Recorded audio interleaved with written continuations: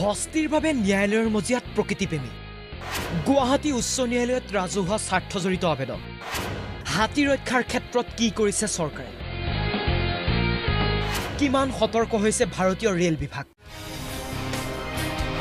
4 সপ্তাহৰ ভিতৰত শপতনামা দাখিলৰ নিৰ্দেশ ন্যায়ালয়ৰ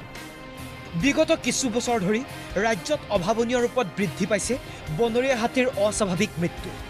বিশেষকৈ ৰেলৰ খুন্দাতে প্ৰাণ গৈছে ইটোৰ পিছত সিটো বনৰীয়া হাতীৰ এনে অৱস্থাত ৰেল বিভাগৰ বিৰুদ্ধে ক্ষুব্ধ হৈ পৰিছে দুগৰাকী প্ৰকৃতিপ্ৰেমী বনৰীয়া হাতীৰ স্বাৰ্থত তথা ৰেল বিভাগৰ দায়িত্ব জ্ঞানহীনতাত ক্ষুব্ধ হৈ গুৱাহাটী উচ্চ ন্যায়ালয়ত ৰাজহুৱা স্বাৰ্থজড়িত আবেদন কৰিছে ৰাছেল হুছেইন আৰু যুগল ভৰালী নামৰ এই দুগৰাকী প্ৰকৃতিপ্ৰেমীয়ে আমি এলিফেণ্ট কৰিডৰত বিগত দিনকেইটাত যি ধৰণে ৰেলৰ খুন্দাত হাতীৰ হত্যা হ'ব ধৰিছে হাতী মৰিব ধৰিছে তাৰ কাৰণে আমি আচলতে যিবোৰে ৱাইল্ড লাইফ ফটোগ্ৰাফী কৰোঁ বা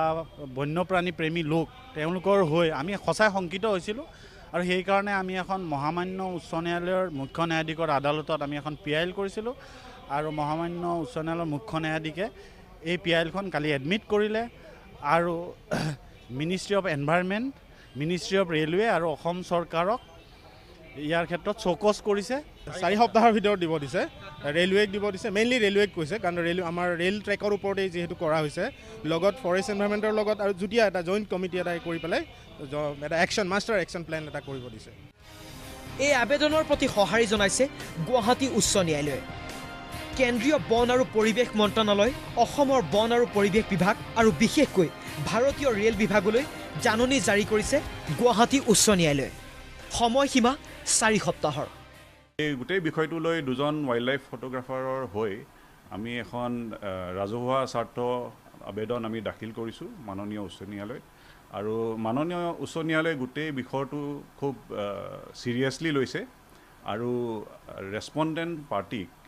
বিশেষকৈ নৰ্থ ইষ্ট ফ্ৰণ্টিয়াৰ ৰেলৱেক তেওঁলোকক 4 সপ্তাহৰ ভিতৰত